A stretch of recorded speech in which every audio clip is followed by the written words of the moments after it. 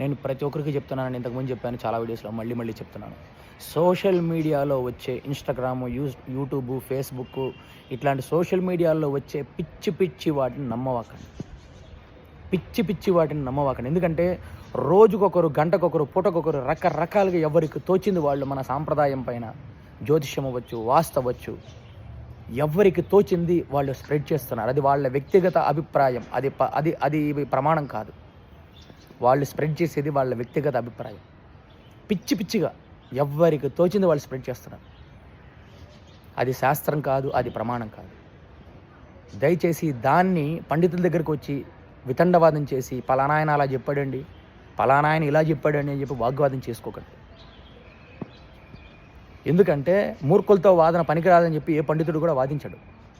పిచ్చి పిచ్చిగా సోషల్ మీడియాలో నమ్మి మీరు ఫాలో అయ్యి 100 మందికి షేర్ చేసి పలానా ఆయన ఇలా చెప్పాడు ఇలా చేయాలి, పలానా ఆయన అలా చెప్పాడు అలా చేయాలి, ఇవి ఫస్ట్ నమ్మడం మానేయండి. గొర్రెల్లాగా పిచ్చి పిచ్చిగా సోషల్ మీడియాలో వచ్చే వాటిని స్ప్రెడ్ చేయడం మానండి, నమ్మడం మానండి. వాటి గురించి పండితుల దగ్గర డిస్కషన్ చేయడం, వితండవాదం చేయడం మానేయండి.